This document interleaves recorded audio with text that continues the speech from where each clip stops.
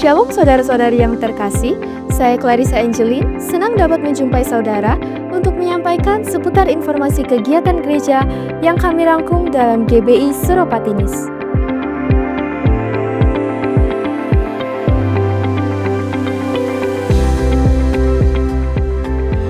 Hadirilah ibadah raya onsite Minggu 23 Maret 2025 yang diadakan dalam 5 kali ibadah di 2 tempat, GBI Transmart pada pukul 10 pagi, 12 siang, setengah 5 sore, dan setengah 7 malam. GBI Men Armet pada pukul 8 pagi. Ibadah akan dilayani oleh Bapak PDM Dio Gunawan dari Jakarta. Kami mengundang Bapak Ibu Saudara-saudari untuk dapat hadir dalam ibadah Menara Doa Malam Onsite setiap hari Kamis pukul setengah 7 malam yang diadakan di Suropati Hall. Ibadah akan disertai dengan coffee break. Mari mengawali hari dengan bersyukur, memuji dan menyembah Tuhan bersama Bapak Gembala Pendeta Aven Hardianto di Morning Worship GBI Suropati yang akan diadakan setiap hari Rabu dan Jumat pada pukul 5 pagi. Persepuluhan dan persembahan dapat diberikan dengan cara melakukan scan kode kris yang terdapat di layar.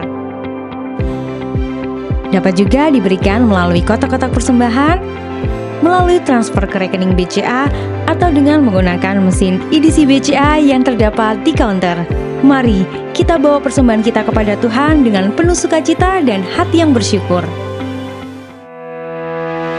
Kami menghimbau kepada saudara-saudari sekalian yang belum dibaptis selam untuk dapat mengikuti baptisan selam pada hari Sabtu 22 Maret 2025 pada pukul 11 siang yang diadakan di Sekretariat GBI Suropati Transmart.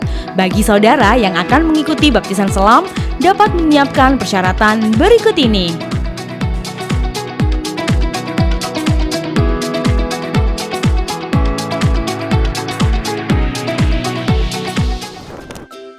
Salah satu sistem pengembalaan dan pemuritan gereja adalah melalui KUL, Community of Love. Kami mendorong setiap jemaat dapat bergabung di dalam KUL untuk digembalakan dan dimuridkan. Saudara akan mendapatkan keluarga rohani yang memiliki visi kesatuan hati, tumbuh bersama, dan memenangkan jiwa. Bergabunglah sekarang juga. Hubungi counter ibadah atau daftarkan diri Anda melalui nomor yang tertera di layar. Halo pasukan Next Generation, jangan lupa setiap hari Sabtu Jam 5 sore ada ibadah pemuda-pemudi loh. Ayo beribadah dan berfellowship bersama. Seru banget loh. Hanya di GBI Suropati Hall. See you, bye. By For Blessing. Tidak ada yang lebih menenangkan selain daripada menjadi berkat bagi sesama. Miliki koleksi-koleksi kaos dari kami. Kaos mengasihi Tuhan dan sesama. Kaos bangkit jadi teranglah. Dan kami baru merilis kaos edisi terbaru, yaitu kaos Tahun Penuaian. Saudara dapat membeli melalui online shop, Tokopedia maupun Shopee dengan scan kode QR yang tertera di layar. Jadilah berkat dan Tuhan Yesus memberkati. Berikut hotline GBI Suropati yang dapat dihubungi jika saudara membutuhkan pelayanan dari gereja seperti pelayanan doa, konseling, dan pastoral. Kami segera menghubungi dan melayani saudara. Untuk informasi lebih lanjut mengenai GBI Suropati, saudara dapat memfollow atau mengikuti akun Instagram gereja kami dengan nama akun @GBI-Suropati. Saudara juga dapat mengunjungi website kami di www.gbisuropatimalang.com. Sekian GBI Suropati News yang dapat saya sampaikan. Terima kasih atas perhatian saudara dan Tuhan Yesus memberkati.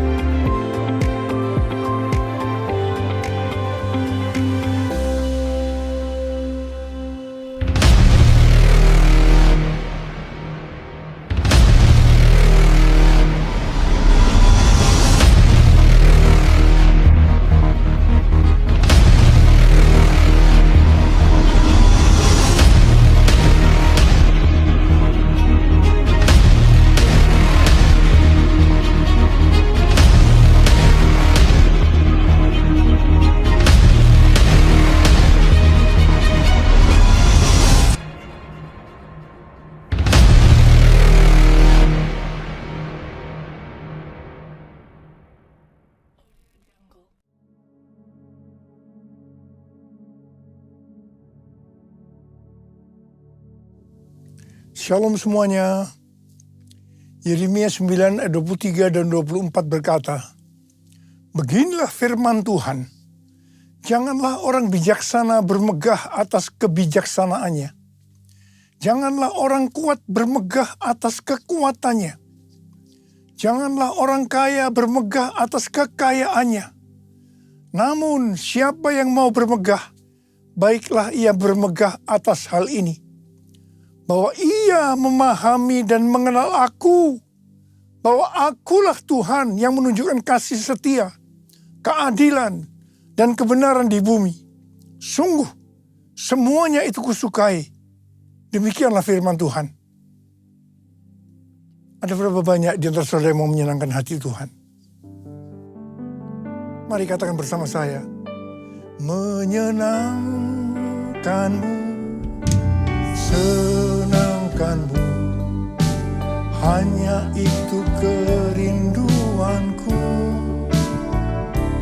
Menyenangkanmu, senangkan hatimu, hanya itu kerinduanku. Hanya itu kerinduanku.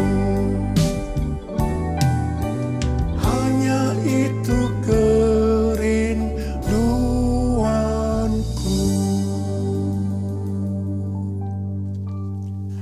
Kalau kita mau menyenangkan hati Tuhan, mau menyukakan hati Tuhan, firman Tuhan berkata, jangan kita bangga karena kita bijaksana. Jangan kita bangga karena kita kuat. Jangan kita bangga karena kita kaya. Tetapi kalau mau bangga, banggalah dan bersukacitalah karena kita mengenal Dia dan memahami Dia. Dialah Allah yang setia, Allah yang adil, dan Allah yang benar. Semua nilai dunia ini akan hilang maknanya bila dibandingkan dengan pengenalan akan Allah.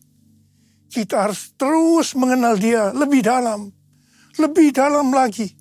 Artinya hubungan kita dengan Tuhan adalah hal yang intim. Ini pesan Tuhan yang kuat dalam menyelesaikan amanat agung tahun 2033. Selain itu, sesuai dengan kesimpulan Kongres Lausanne di Seoul tahun 2024 yang lalu, kita diingatkan, let the church declare and display Christ together. Gereja harus declare dan display Christ bersama-sama. Declare Christ atau mendeklarasikan, memberitakan Tuhan Yesus. Siapa pribadi Yesus Kristus? Kasih-Nya, anugerah-Nya, dan perbuatan-perbuatannya kepada seluruh umat manusia. Jesus for everyone. Display Christ atau menampilkan Kristus dalam kehidupan kita. Hidup seperti Kristus, mewujudkan sifatnya, karakternya, ajarannya. Kita harus menjadi garam dan terang. Hidup yang berprestasi, hidup yang berbuah, hidup yang menjadi berkat. Dengan cara ini, maka kita akan disebut murid Kristus. Dan mereka yang melihat kita akan memuliakan Bapa di sorga. Roma 14 ayat 17 dan 18 berkata, sebab kerajaan Allah bukanlah soal makanan dan minuman, tetapi soal kebenaran, damai sejahtera, dan sukacita dalam Roh Kudus. Sebab siapa saja yang melayani Kristus dengan cara ini, ia menyenangkan hati Allah dan dihormati oleh manusia. Kita diingatkan, dalam melayani Tuhan harus berfokus kepada kebenaran, damai sejahtera, dan sukacita dalam Roh Kudus. Melayani Tuhan bukan memprioritaskan hal-hal yang duniawi.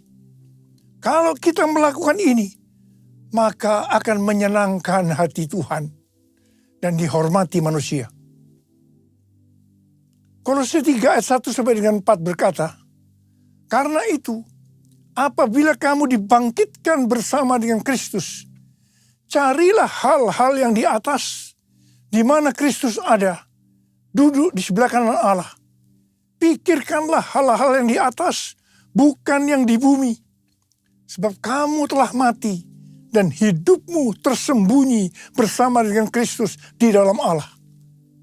Apabila Kristus yang adalah hidup kamu tampak kelak, kamu pun akan tampak bersama dengan Dia dalam kemuliaan. Ayat-ayat ini mengingatkan kepada kita bahwa kalau kita mau ikut dalam pengangkatan, maka syaratnya adalah mencari hal-hal yang di atas. Memikirkan hal-hal yang di atas, bukan yang di bumi. Artinya, segala sesuatu yang kita lakukan di bumi harus dinilai, dipertimbangkan, dan dipikirkan dari sudut pandang kekekalan dan sorga. 1 Petrus 4 ayat 7 berkata, kesudahan segala sesuatu sudah dekat.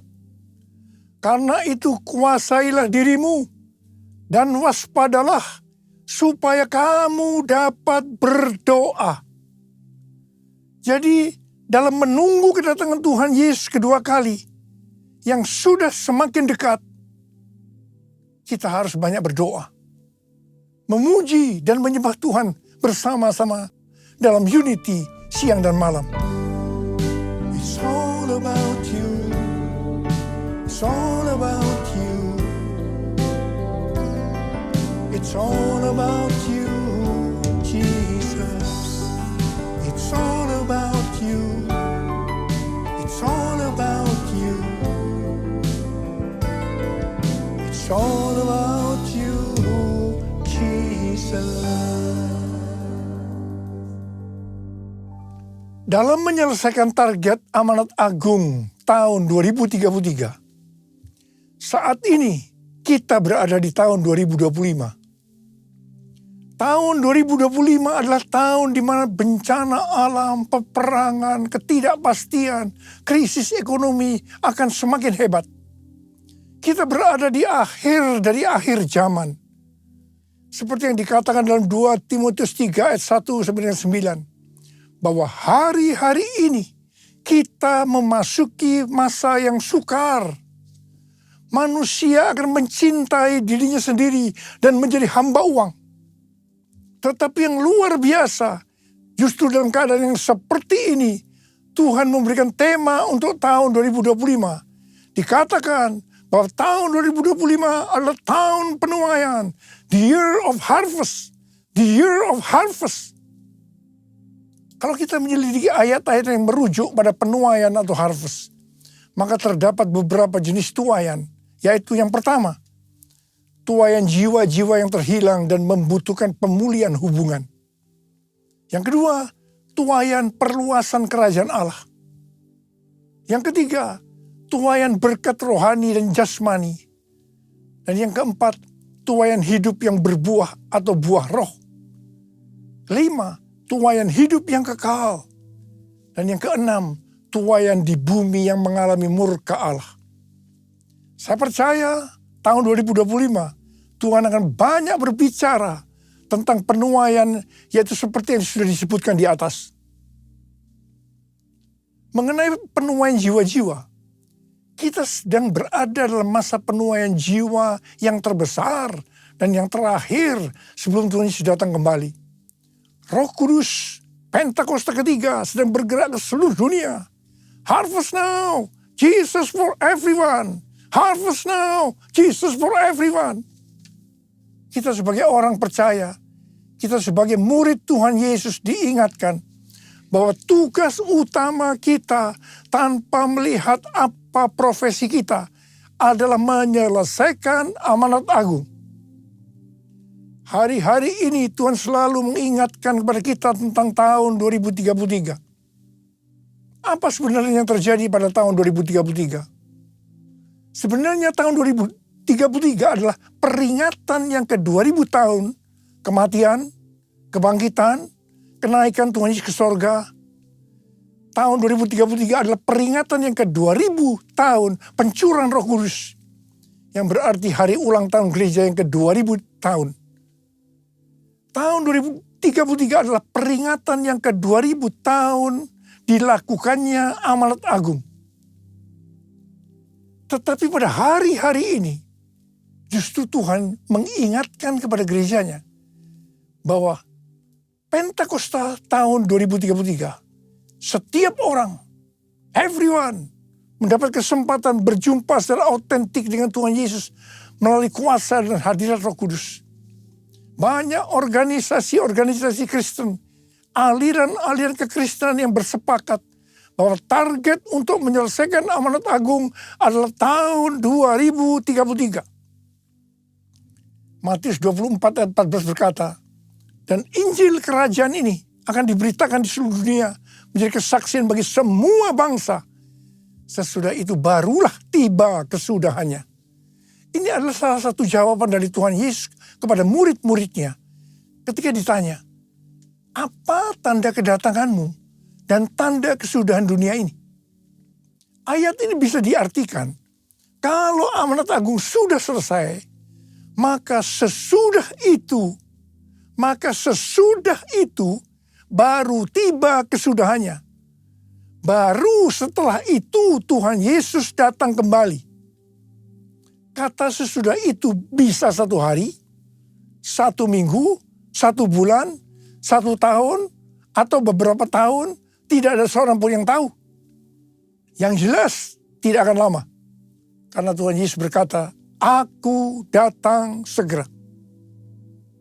Jadi kalau target penyelesaian amanat agung tahun 2033, maka kita harus bersiap-siap karena waktunya sudah singkat. Saya tidak berkata bahwa Tuhan Yesus pasti datang tahun 2033. Ini tidak alkitabiah. Tetapi kalau berkata Tuhan Yesus bisa datang tahun 2033, ini alkitabiah. Karena Tuhan Yesus bisa datang sewaktu-waktu. Rick Warren yang juga percaya bahwa target penyelesaian amanat agung tahun 2033, pada tahun 2007 membentuk kelompok yang bernama Finishing the Task, menyelesaikan amanat agung. Ada 4 hal yang dia lakukan, yaitu yang disebut dengan 4B. B pertama, Bibles. Alkitab diterjemahkan ke semua bahasa. Yang kedua, believers. Memperlengkapi setiap orang percaya agar secara pribadi bisa bersaksi tentang Yesus. Yang ketiga, bodies of Christ. Mengajak gereja-gereja untuk menanam gereja di area yang belum ada gereja. Dan yang keempat, breakthrough prayer. Mengajak setiap orang percaya agar berdoa bagi mereka yang belum percaya. Ini aku, Tuhan, utuslah aku, sampai generasiku diselamatkan. Ini aku, Tuhan, utuslah aku, sampai generasiku diselamatkan. Sampai generasiku diselamatkan.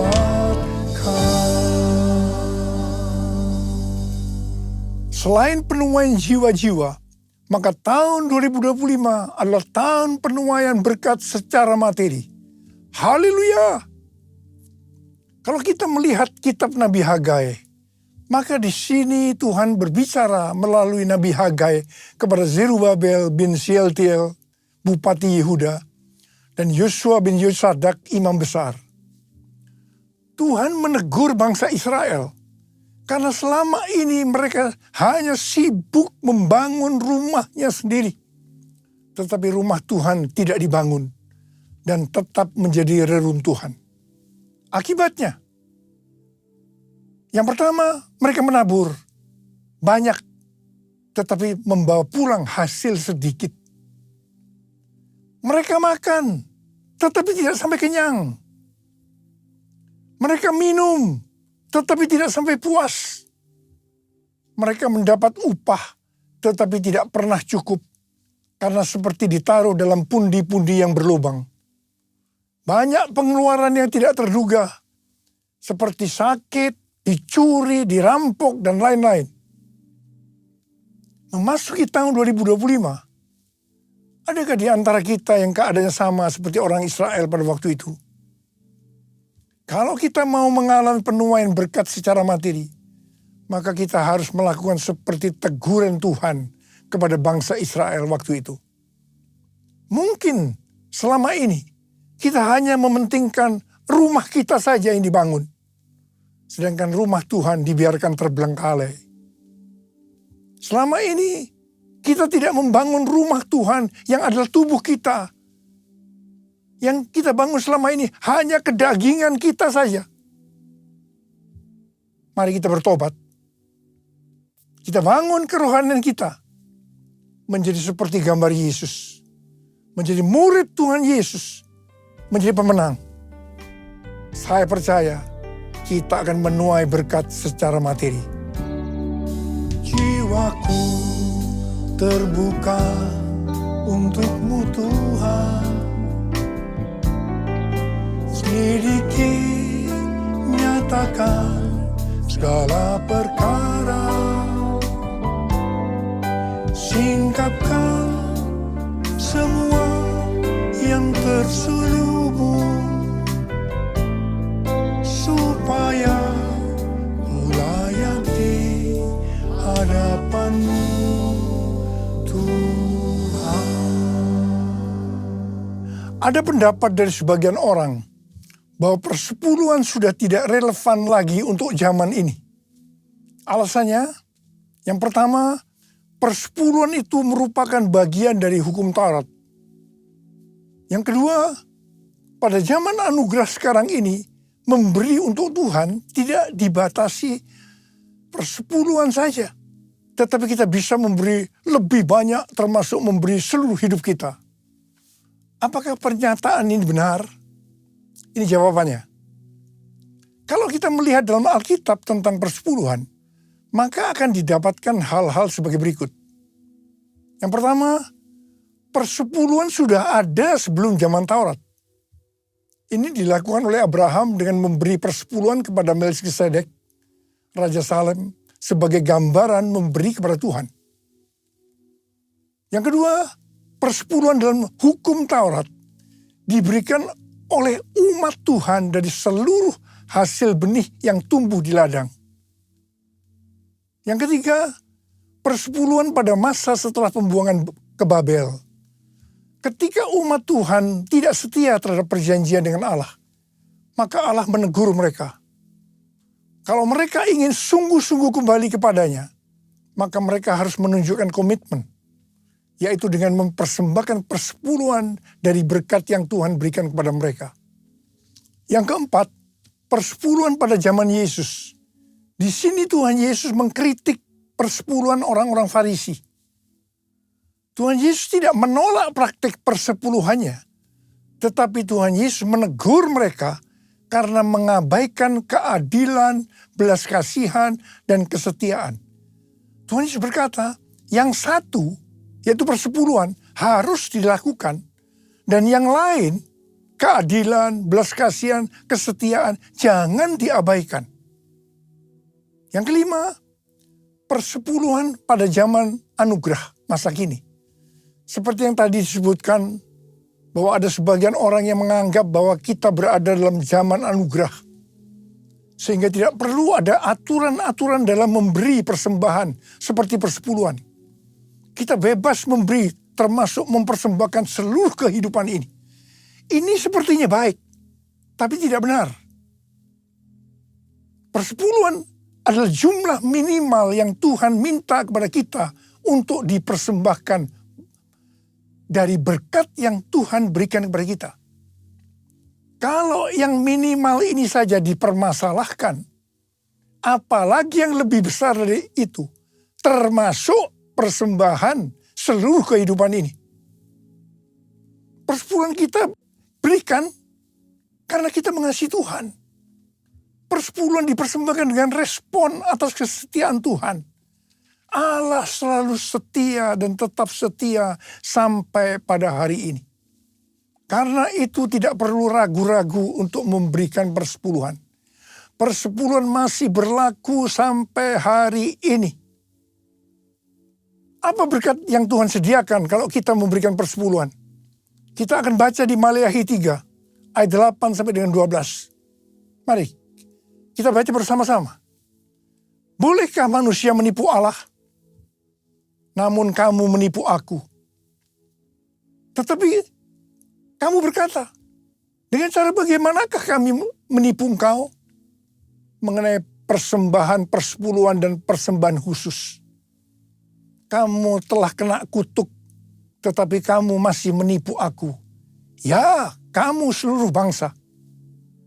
Bawalah seluruh persembahan persepuluhan itu ke dalam rumah perbendaharaan, supaya ada persediaan makanan di rumahku.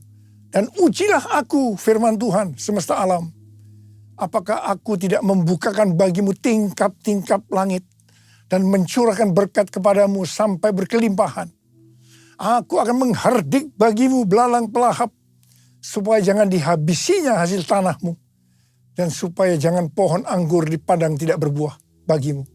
Firman Tuhan semesta alam. Maka segala bangsa akan menyebut kamu berbahagia, sebab kamu ini akan menjadi negeri kesukaan. Firman Tuhan semesta alam. Saya mau berdoa buat saudara. Tahun 2025 adalah tahun penuaian berkat secara materi. Ada berapa banyak di antara saudara berkata amin. Saya percaya Tuhan. Angkat tangan saudara. Kita katakan bersama-sama. Aku percaya berkat-Mu atasku melimpah. Kebajikan, kemurahan selalu mengikutiku. Ku puji, ku sembah Kau Tuhan. Ku puji, ku sembah Kau Tuhan. Ku puji, ku sembah Kau Yesus.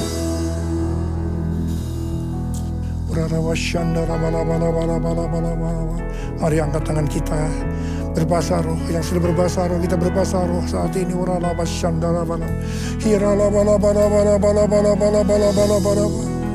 Tuhan berkati anak-anak-Mu Tuhan. Kami saat ini sesuai dengan tema yang Kau berikan kepada kami tahun 2025. Bahwa tahun 2025 adalah tahun penuaian berkat secara materi. Sekarang terima. Terima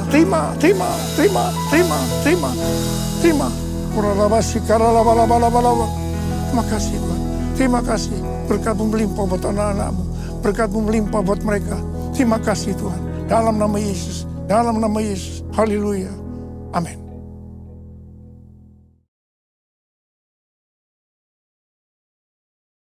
Kita akan masuk dalam perjamuan kudus. Kita akan mengingat ayat ini. Sebab setiap kali kamu makan roti ini dan minum cawan ini, kamu memberitakan kematian Tuhan sampai Ia datang. Perjamuan kudus adalah perjamuan Tuhan Yesus sendiri. Setiap kali kita masuk dalam perjamuan kudus, Tuhan Yesus selalu berkata, biarlah ini menjadi peringatan akan aku. Karena itu mari, arahkan hati kita kepada kebaikan Tuhan. Mari tundukkan kepala. Bapa, siapakah kami sebelum kami mengenal Engkau? Kami semua orang berdosa, upah dosa adalah maut, mati.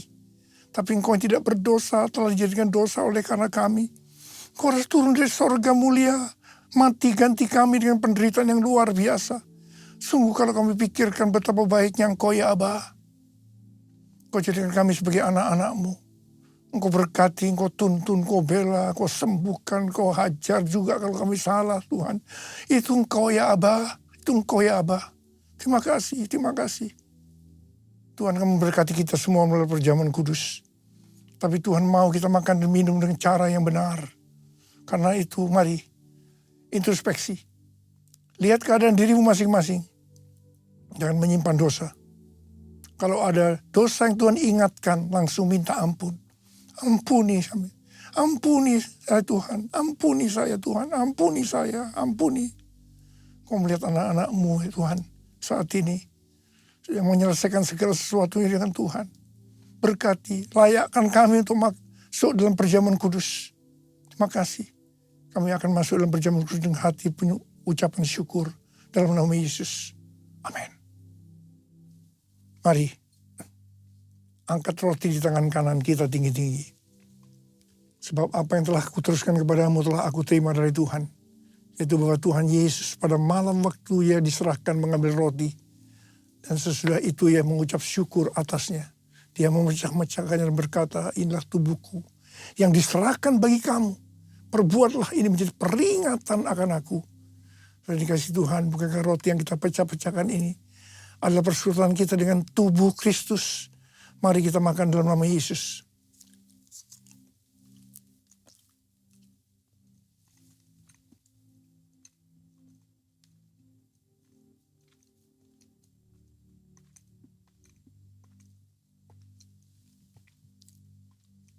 Angkat cawan di tangan kanan kita tinggi-tinggi. Demikian juga yang mengambil cawan sesudah makan lalu berkata, cawan ini adalah perjanjian baru yang dimeteraikan oleh darahku. Perbuatlah ini setiap kali kamu meminumnya menjadi peringatan akan aku. Sudah dikasih Tuhan, bukankah cawan pengucapan syukur. Yang atasnya kita ucapkan syukur adalah persekutuan kita dengan darah Yesus. Mari kita minum dalam nama Yesus.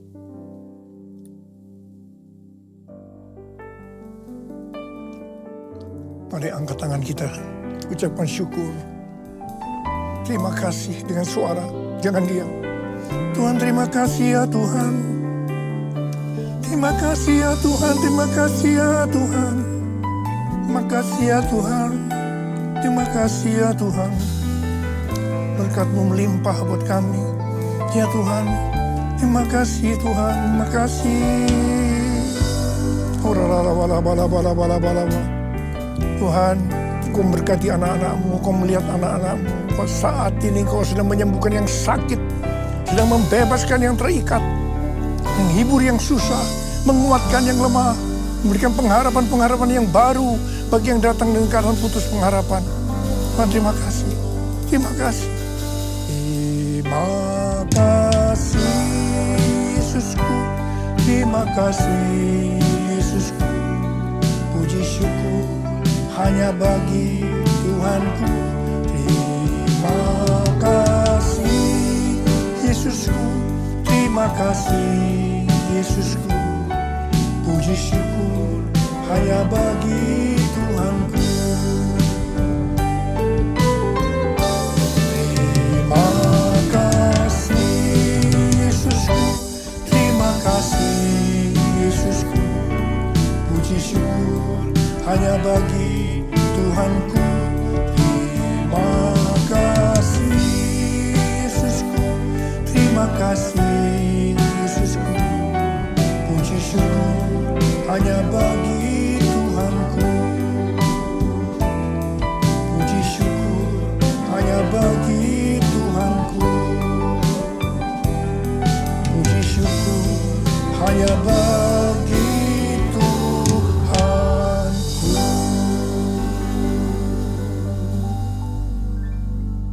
Mari angkat tangan kita. Terimalah berkat Tuhan. Kasih karunia yang berlimpah-limpah daripada Allah Bapa dalam Anak yang tunggal Yesus Kristus. Persekutuan yang manis dengan Roh Kudus menyertai kita semua. Mulai hari ini sampai Tuhan Yesus datang menjemput kita di awan-awan dan bahkan sampai selama-lamanya. Yang percaya bersama-sama katakan, amin.